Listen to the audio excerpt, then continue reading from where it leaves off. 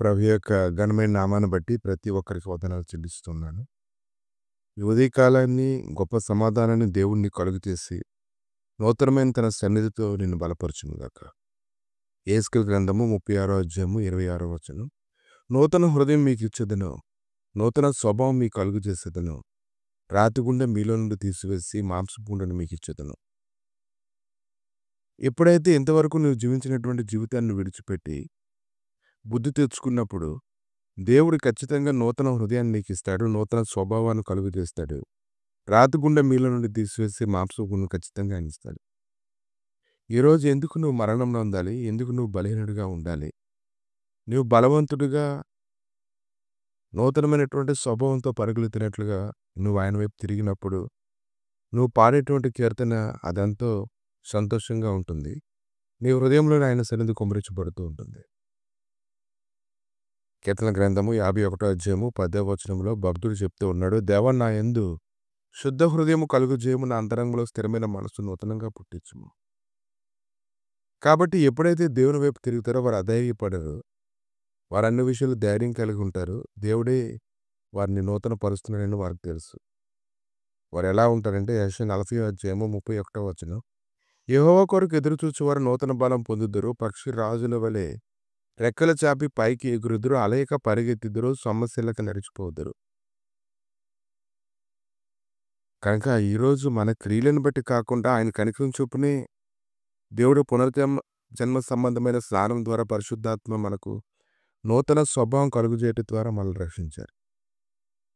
కాబట్టి ఈ దినాన మరలా నీకు నూతనమైనటువంటి జీవితాన్ని ఇవ్వడానికి ఆయన శక్తిమంతుడిగా ఉన్నాడు. కాబట్టి ఎవడైనా క్రీస్తునందున్న ఎడల వాడు నూతన సృష్టి, పాత గతించి ఇదిగో కొత్తవాయను.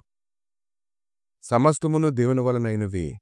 ఆయన మనల్ని క్రీస్తు ద్వారా తనతో సమాధానపరుచుకొని ఆ సమాధానపరచు పరిచర్యను మాకు అనుగ్రహించెను. అదేదనగా దేవుడు వారి అపరాధములను వారి మీద మోపక క్రీస్తునందు లోకమును తనతో సమాధానపరుచుకొంచు ఆ సమాధాన వాక్యమును మాకు అప్పగించెను.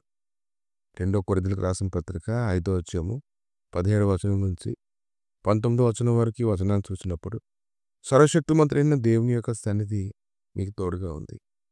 కాబట్టి దేవుడు మా ద్వారా వేడుకునేట్లు మేము క్రీస్తుకు రాయబారులమై దేవునితో సమాధానం పడడానికి క్రీస్తు పక్షంగా మిమ్మల్ని బ్రతిమాలుకొనుచున్నాము. ఎందుకనగా మనం ఆయన యందు దేవుని నీతి అగునట్లు పాపం ఎరిగిన ఆయనను మన కోసం పాపంగా చేస్తున్నాం. కనుక భక్తులైతే బతిమాలుకుంటూ ఉన్నాడు. ఈ ఉదయకాలాన్ని ప్రభువే నీకు నూతనమైనటువంటి జీవితం అనుగ్రహిస్తూ ఉన్నాడు. జక్కయ్యను చూడండి, అతడు తన హృదయంలో ఎప్పుడైతే ఇష్టపడ్డాడో అతను ఇష్టపడిన వెంటనే అతని హృదయంలో గొప్ప మార్పు కలిగింది, సంతోషం వచ్చింది, ప్రభు సన్నిధి అతను ఆవరించింది, నూతన మనసు అతనికి పొందాడు. రాతి హృదయం తీసివేయబడింది, మాంస హృదయం అమర్చబడింది. అతను ఎంతో ధైర్యంగా మాట్లాడుతూ ఉన్నాడు. అతను మనుషులతో సంప్రదించలేదు, కానీ అతను ఉన్నపాటునే తన నిర్ణయాలన్నింటినీ అతను ప్రకటించడాన్ని మనం చూస్తూ ఉన్నాం. కనుక ఈ దిన నూతనమైన సృష్టిగా నిన్ను చేయడానికి ఆయన శక్తిమంతుడే ఉన్నాడు. 2 కొరింథీయులకు రాసిన పత్రిక 5వ అధ్యాయము 17వ వచనం, ఎవడైనా క్రీస్తునందున్న ఎడల వాడు నూతన సృష్టి, పాతవి గతించెను, ఇదిగో కొత్తవాయను, సమస్తము కొత్తవాయను. ఈ దినమున ఆయన ఖచ్చితంగా లేచి నీకు అనుగుణంగా అన్ని పరిస్థితులు నీ క్షేమం కలిగించేలాగా మార్చడానికి ఆయన శక్తిమంతుడే ఉన్నాడు. ప్రభువా మీ దగిలిన హస్తాలకు నాయన ఈ సమయంలో అప్పగించుకుంటుండగా నీ నూతనమైన సన్నిధి, సమాధానం, మాంస హృదయమును ప్రభు మీరు అనుగ్రహించి ప్రతి ఒక్కరిని బలపరిచి స్థిరపరచు, భయంతో నింపమని ప్రతి విధమైన కీడులో తప్పించి నీ సహాయకరమైన సన్నిధి ఇది మొదలుకొని సదాకాలం తోడుగా వచ్చి నడిపించి మీరే మహిమగంత ప్రభావాలు పొందమని యేసుక్రీస్తు నామములు అడిగి వేడుకుంటున్నాము తండ్రి. ఆమేన్.